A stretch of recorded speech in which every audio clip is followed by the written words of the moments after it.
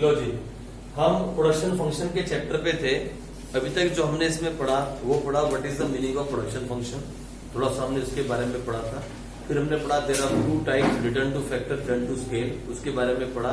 और कल मैंने आपसे कहा था कि मैंने आपको दो डिफरेंस लिखवाए, एक the difference between variable factor and fix factor, और दूसरा the difference between short run and long run. मैंने कहा था डिफरेंस पढ़ने के बाद फिर से पढ़ना जो आपने पहले पढ़ा था, आपको कुछ कुछ और क्लियर समझ में आएगा। किसी ने घर जाके किया? आपने किया, पढ़ के देखा, अब समझ में आ रहा है क्लियरली आपको? तो हमने जो अभी तक पढ़ा इतना ही पढ़ा। आओ आगे चलते हैं, आओ अगला टॉपिक चले, explain the concept of production function. आज का हमारा क्वेश्चन है explain the concept of production function.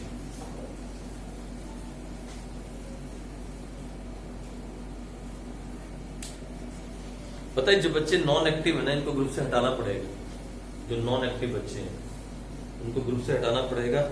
ऐसे बच्चे ग्रुप में बने हुए हैं और फिर नॉन एक्टिव में बाद में प्रॉब्लम क्रिएट करेंगे।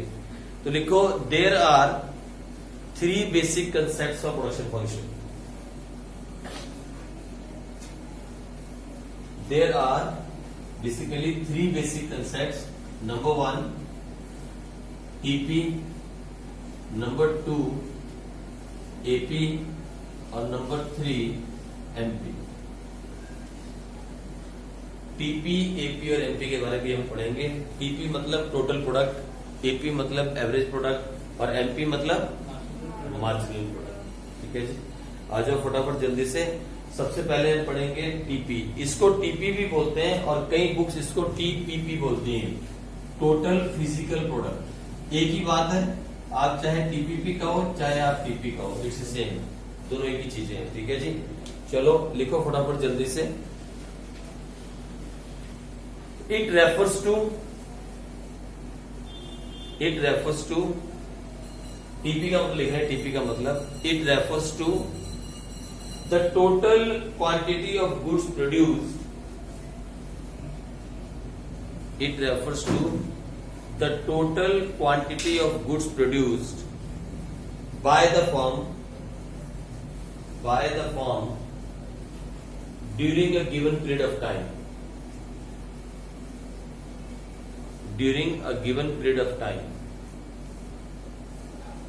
with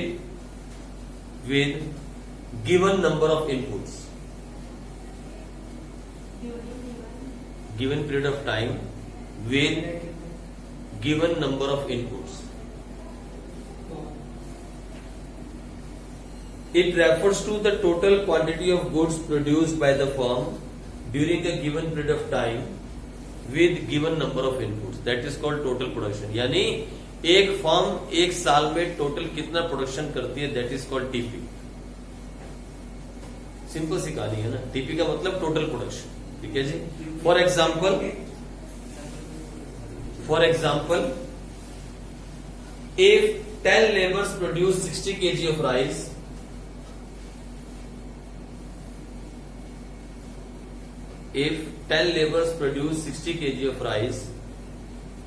we can say that the total production is, बोलो कितनी होगी total production? If 10 laborers produce 60 kg of rice, what is the total production? 60 kg. Yes, yeah. We can say that the total production is 60 kg. यहीं पे छोड़ दो, next line में लिखो in the short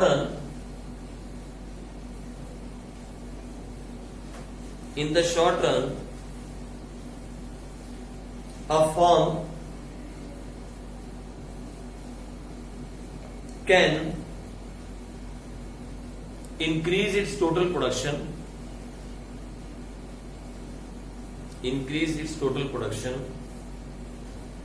by increasing only variable factors.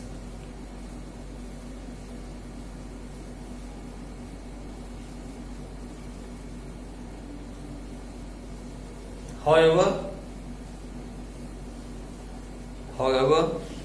in the long run, in the long run, TP can be increased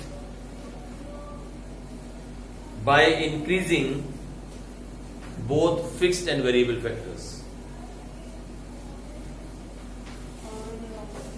In the long run, TP can be increased, means total production can be increased by increasing both fixed and variable factors.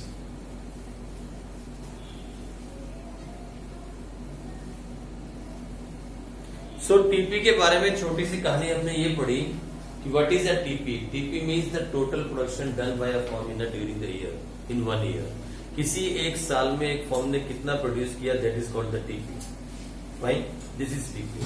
Short run के अंदर हम TP को मतलब total production को बढ़ा सकते हैं by increasing only variable factor. और लॉन्ग रन के अंदर हम सब कुछ बढ़ा सकते हैं, वेरिएबल फैक्टर भी बढ़ा सकते हैं और फिक्स फैक्टर बढ़ा सकते हैं, क्योंकि लॉन्ग रन के अंदर कोई वेरिएबल कोई फिक्स होता ही नहीं, सारे वेरिएबल होते हैं. आई बात समझ में आपको? सिंपल सी कहानी, that is called TP. Fine, इतना सा आपने टीपी के बारे में लिखना है. लो अब लिखो फॉर्मूला ऑफ टीपी. लिखो TP is equal to sum of MP. लिख लो फॉर्मूला, बाद में समझ में आएगा जब हम शेड्यूल करेंगे. अभी आप फॉर्मूला लिख लो, TP is equal to sum of MP. या दूसरा फॉर्मूला लिखो, TP is equal to AP multiplied bye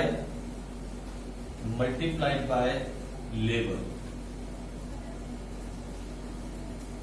या मल्टीप्लाइड बाय इनपुट फैक्टर. ऐसे लिखो, लेबर अकेला मत लिखो, इनपुट फैक्टर्स. टीपी ऐसे भी निकल जाएगा. अभी कैसे निकलेगा सर, ये करके दिखाओगे आप? हाँ, हम प्रैक्टिकल करेंगे, वहां पे मैं आपको निकाल के दिखा दूंगा टीपी, जब हम इसका शेड्यूल बनाएंगे. फिलहाल आप फॉर्मूला लिख के छोड़ दो. ठीक है जी. आ जाओ एपी के बारे में. What is AP? Average production. ठीक है जी. एपी का मतलब एवरेज प्रोडक्ट. एपी को हम एपी भी बोलते हैं और एपीपी भी बोलते हैं.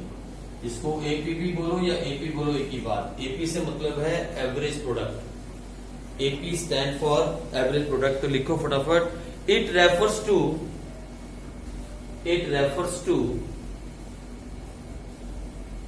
the output per unit. It refers to the output per unit of a variable factor.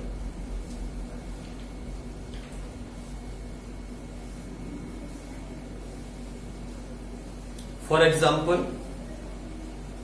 example, if total product is 60 kg of rice,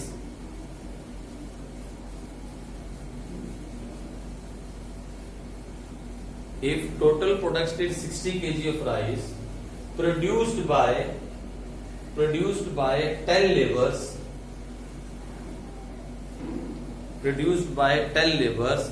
then in that case average product will be, बोलो,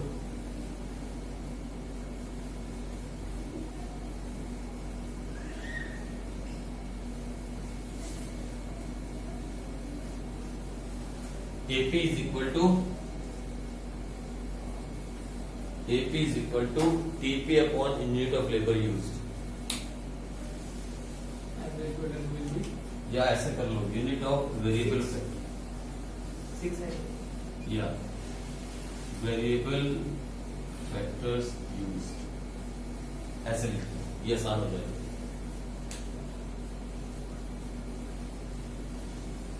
ठीक है जी.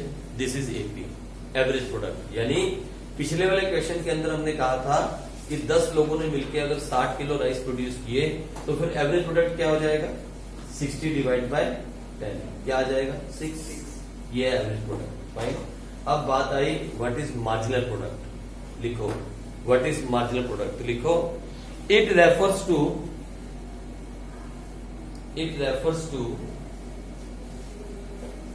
the addition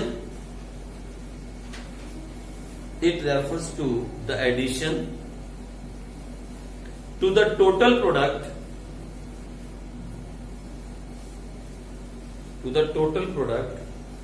when one more unit 1 more unit of the variable factor is employed.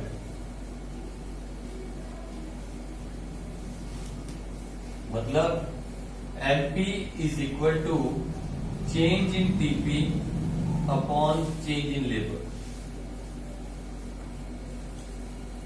जहां MP आता है वहां हमेशा change आ जाता है। MP is equal to change in TP upon change in labour. ठीक है जी, ये हो गया हमारा एमपी का फॉर्मूला। This is MP. तो हमने पढ़ा तीन चीजों के बारे में, टीपी के बारे में, एपी के बारे में और एमपी के बारे में। टीपी हमने कहा TP means the total product by a firm in the during year, एक साल के अंदर। एवरेज प्रोडक्ट के अंदर हमने कहा TP divide by units of variable factors employed. भाई यानी 60 किलो अगर हमने चावल प्रोड्यूस किए, 10 लोगों ने मिलकर प्रोड्यूस किए, तो कितना आ गया एपी 6। एवरेज कितना आ गया पर पर्सन 6। फिर एमपी की बात आई तो एमपी का मतलब होता है हमेशा एडिशन। ये हम पढ़ते आ रहे हैं मार्जिनल के अंदर शुरू से। तो फिर change in TP upon change in labour, भाई दैट इज कॉल्ड एमपी। अब नाउ लिखो let us explain this thing with the help of a schedule. एक शेड्यूल बनाओ, एक शेड्यूल बनाते हैं जहां पे आपको क्लियरली समझ आएगा कि हम बोल कर रहे हैं what we are talking about TP, AP and MP.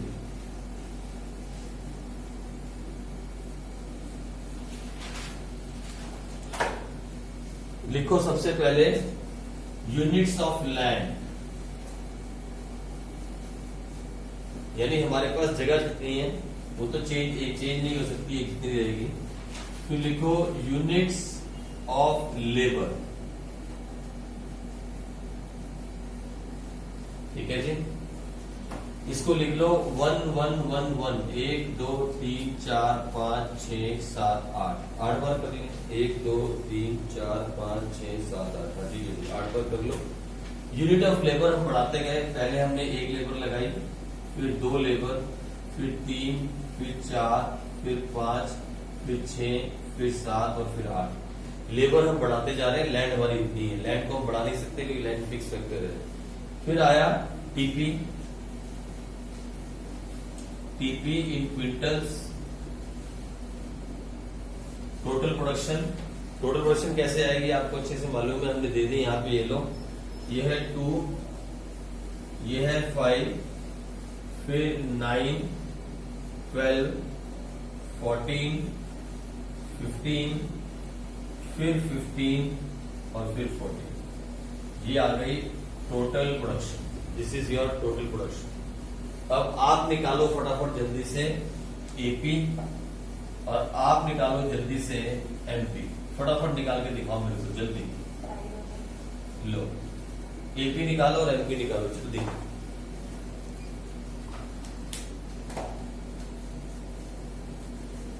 फटाफट एपी और एमपी आप निकाल के दिखाओ क्या है। अभी अभी आपने फॉर्मूला सीखा है एपी का और एमपी का। फटाफट निकाल के दिखा दो।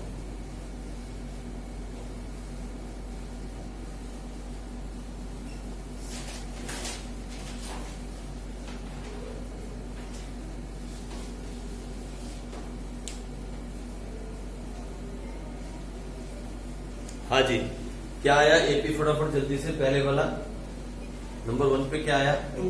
ओके 2। दूसरा 2.5।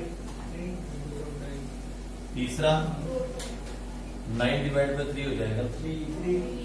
चौथा 3। फिर पांचवा 14 डिवाइड बाय 5 2 पॉइंट। फिर 15 डिवाइड बाय 6 कितना है आपके पास? 2.5। फिर 15 डिवाइड बाय 7 1 लगा लो मैंने। और फिर 14 डिवाइड बाय 8 कितना आया? 1.7। This is your AP. ठीक है जी। एमपी बताओ क्या है फटाफट जल्दी से। एमपी, एमपी पहला तो 2 ही आ गया। उसके बाद फटाफट हाँ कैसे निकाला एमपी आपने देखा? 5 - 2। उसके बाद वेरी गुड, आगे निकालते जाओ 2 3 4। उसके बाद फिर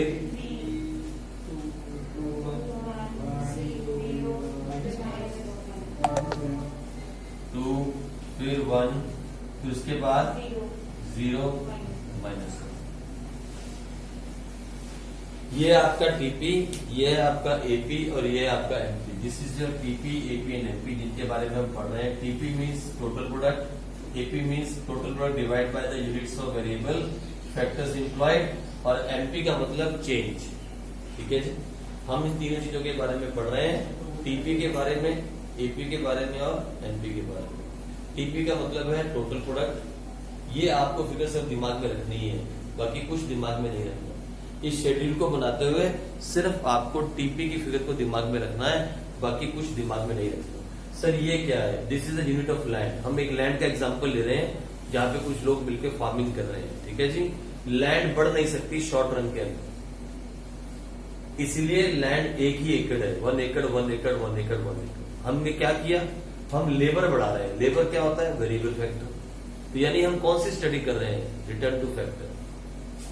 रिटर्न टू फैक्टर के अंदर we can increase only 1 input. वो कौन सा इनपुट है? इसको हम बढ़ा नहीं सकते, इसको हम बढ़ा रहे हैं। तो सर हम कौन सी स्टडी कर रहे हैं? Return to factor. किसमें सर? रिटर्न टू फैक्टर हमेशा शॉर्ट रन में होती है। ये शॉर्ट रन की स्टडी है।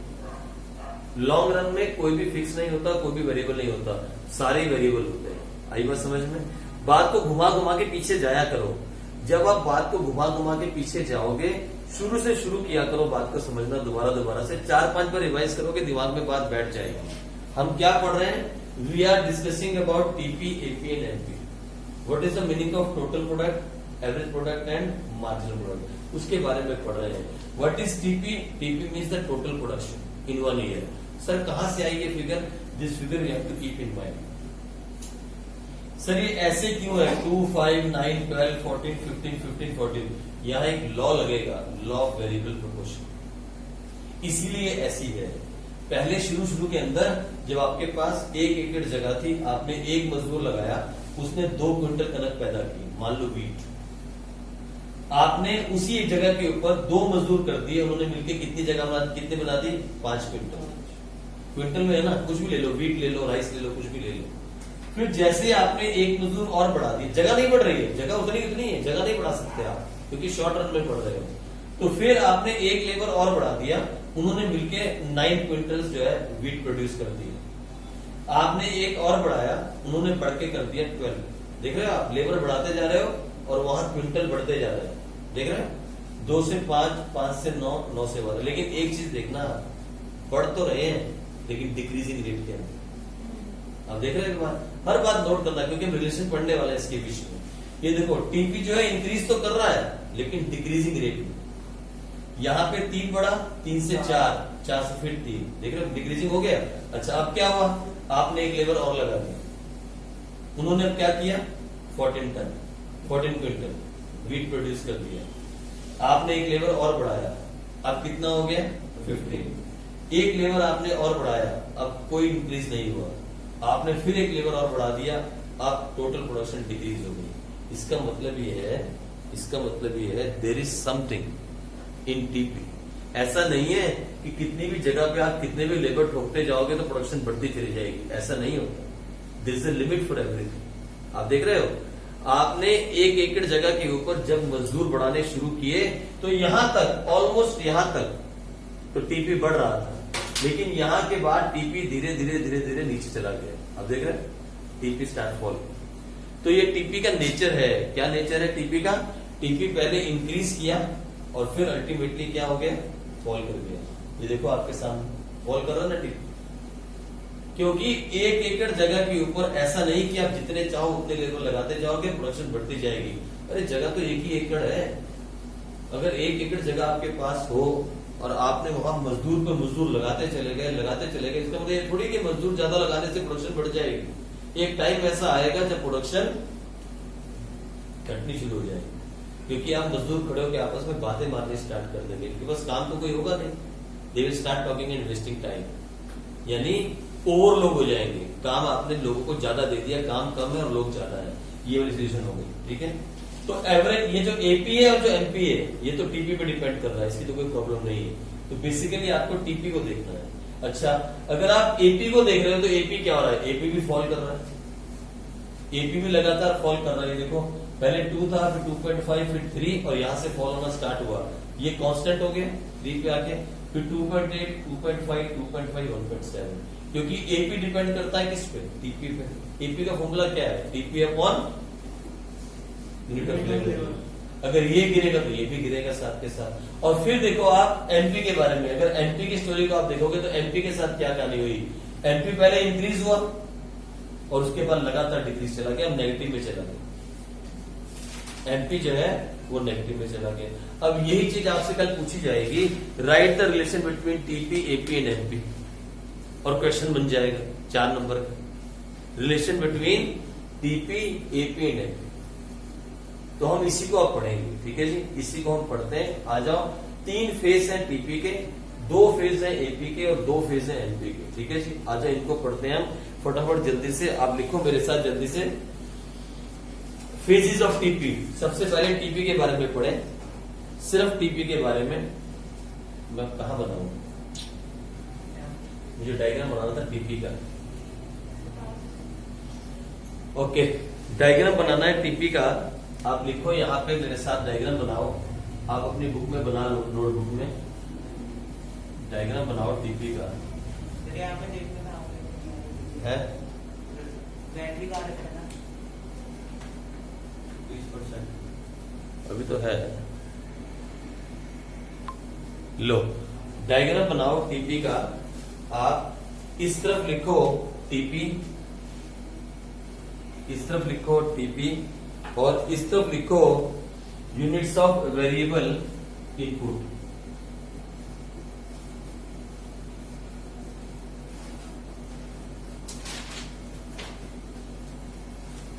ये एक्स एक्सिस, ये वाई एक्सिस, ये पॉइंट ऑफ ओरिजिन, ठीक है जी। तो इस तरफ आप 1 2 3 4 5 6 7 8 ले लो और उस तरफ टीपी ले लो। जब आप डायग्राम बनाओगे तो आपका डायग्राम कुछ ऐसा सा बनेगा, कुछ ऐसा सा डायग्राम बनेगा। आप गौर करना, जरा बना के देखो फटाफट जल्दी से, ज्यादा कुछ दिख नहीं चला गया। ए ऐसा, इंक्रीजिंग एट इंक्रीजिंग रेट, फिर डिक्रीजिंग, और उसके बाद फॉलिंग। पहले इंक्रीजिंग एट इंक्रीजिंग रेट, फिर ठीक ऐसा सही बनेगा। ये आपका डायग्राम बनेगा टीपी का, this will be your diagram of TP. ऐसा एक डायग्राम आपका टीपी का बनेगा।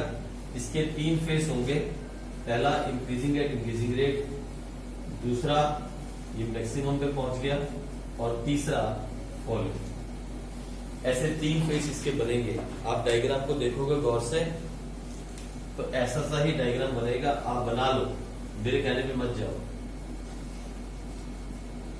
आप मेरे कहने पे नहीं जाओ, आप डायग्राम बना के देख लो। This is the diagram of TP.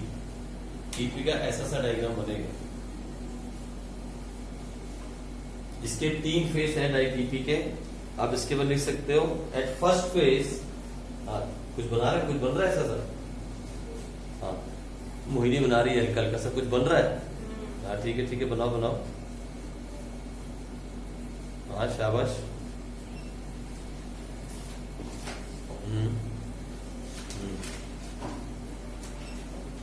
और घर जाके ना इसको अच्छे से बनाना, सुन रही मोहिनी? घर जाके इसको बनाना अच्छे से, ऐसे छोड़ना नहीं है।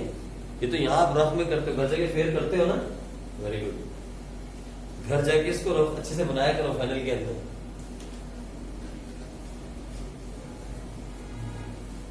लेकिन 11th क्लास में इकोनॉमिक्स में जितने भी डायग्राम है ना, अगर आप रफ हैंड से बना दोगे ना पेंसिल लेके अच्छे से, तो नंबर पूरे मिलते हैं।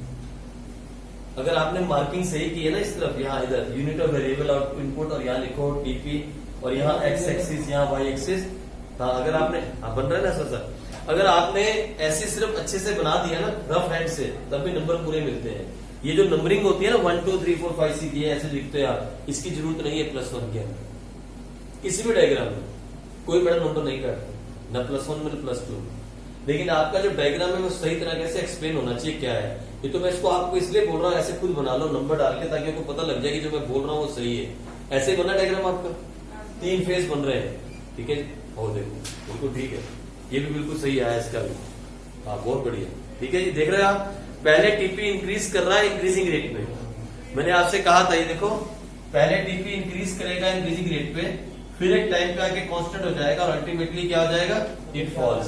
ऐसा ही डायग्राम बना होगा आप सबका ये डायग्राम आया। तो लिखो आप, there are 3 phases of TP. इसके नीचे लिखो there are 3 phases of TP, फटाफट लिखो। Number 1, TP increase at increasing rate.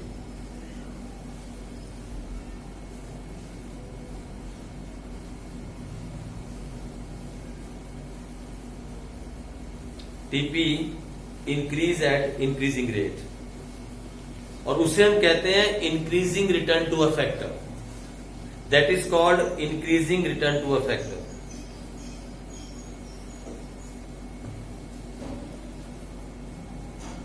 ये पहला फेज था टीपी का, when TP was increasing at increasing rate. ये वाला देखो, ये वाला फेज यहां तक, दिस वन यहां तक टीपी वाज इंक्रीजिंग, पहले 2 से 5 हुआ, फिर 5 से 9 हुआ।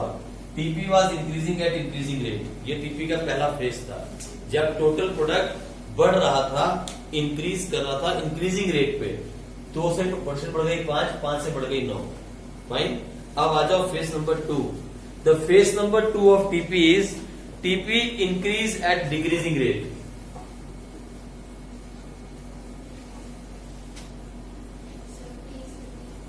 सॉरी, सेकेंड वाला phase TP increase at decreasing rate. नहीं, बस डिक्रीजिंग रेट पे देख लो, ये देख लो, अभी भी इंक्रीज कर रहा है। 9 से 12, 3, 12 से 14, 14 से 15, टीपी इंक्रीज कर रहा है, लेकिन कौन से रेट पे, डिक्रीजिंग रेट। ये वाला फेज है, this phase where TP increase at decreasing rate. Increase तो कर रहा है लेकिन डिक्रीजिंग रेट के ऊपर। और तीसरा phase ultimately TP falls. Phase number 3 के अंदर टीपी अल्टीमेटली फॉल्स।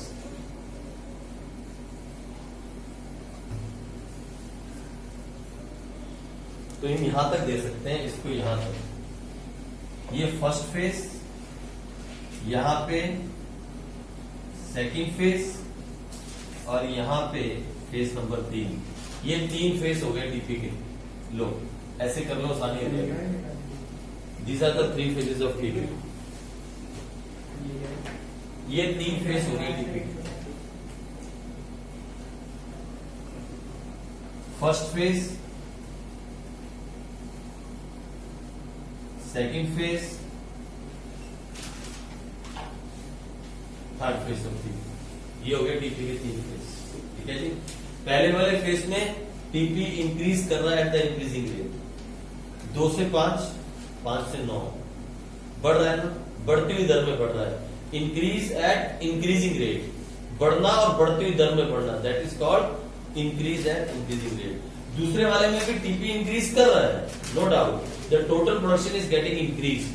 12, फिर 14, फिर 15, लेकिन decreasing rate, increasing at decreasing rate. और तीसरे वाले में अल्टीमेटली इट। तो 3 फेज हो गए टीपी। टीपी के 3 फेज आपने पढ़ लिए। अब लिखो एपी के 3 फेज, जल्दी से लिखो एपी के फटाफट। फेजेस ऑफ एपी, पहला लिखो एपी फर्स्ट इंक्रीज। एपी पहले फेज के अंदर AP first increase and become constant.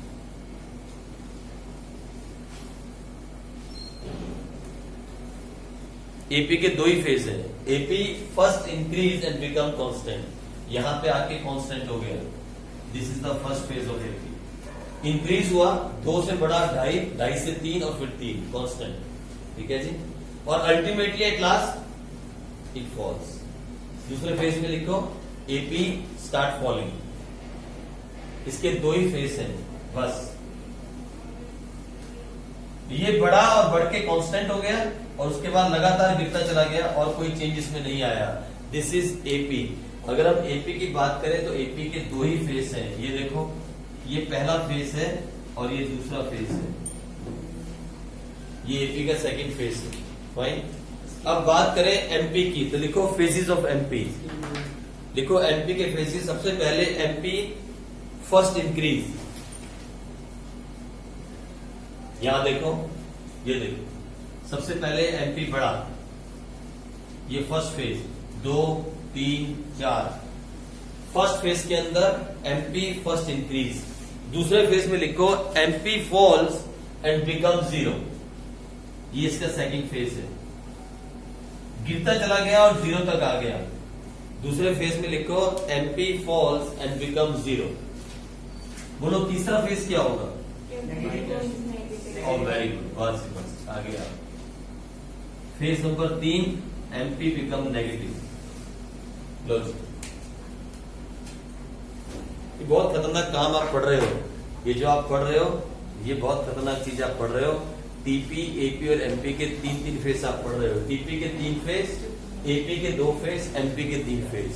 सुनो मेरी बात, फेज का मतलब है क्या क्या चेंजेस आ रहे हैं टीपी के अंदर, एपी के अंदर और एमपी के अंदर। हम चेंजेस पढ़, दैट इज नॉट फेजेस, ठीक है जी। तो हमने कहा सबसे पहले टीपी के अंदर 3 बार चेंज आया।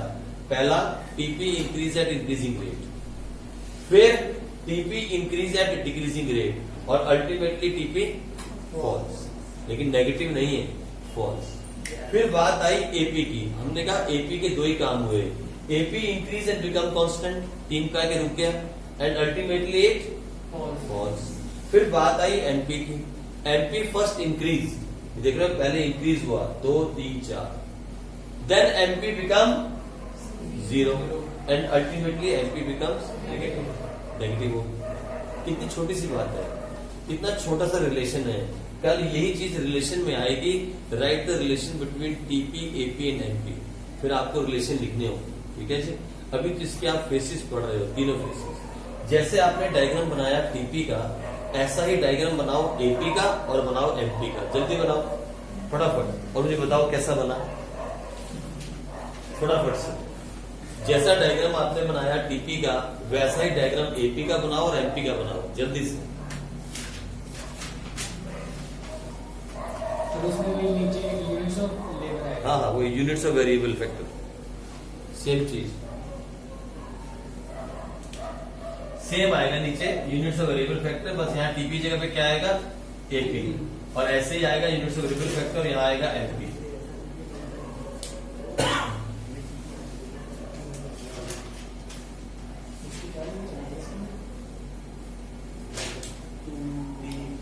जल्दी करो। जैसे आपने ये टीपी का डायग्राम बनाया, ऐसे ही आप एपी का डायग्राम भी बनाओ और एमपी का डायग्राम भी बनाओ, और मुझे बताओ कि जो हम ये फेसिस बता रहे हैं, क्या वो डायग्राम पे दिख भी रहे हैं कि वैसे मजाक चल रहा है? जो फेस की आप बात कर रहे हो, क्या वो आपको डायग्राम नजर आए? टीपी के 3 फेस आपको इधर इसके नजर आए ना 3 फेस? अब इसके नजर आके दिखाओ मुझे, इसके करके दिखाओ।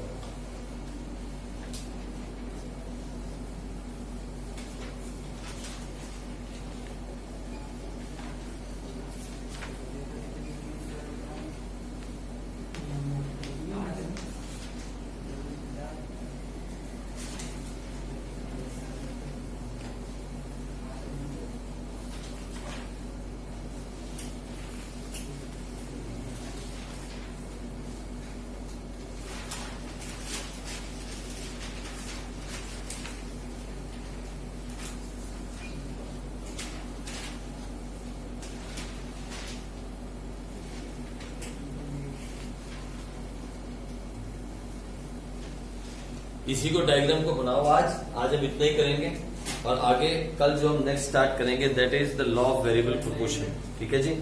कल हम आगे इसको स्टार्ट करेंगे। आप ये डायग्राम घर पे बनाओ अच्छे से, इसके आगे हम कल स्टार्ट करेंगे।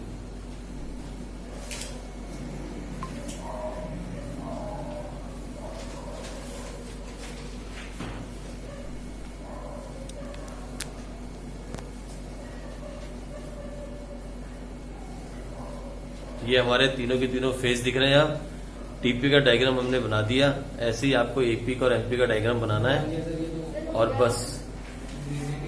दो ही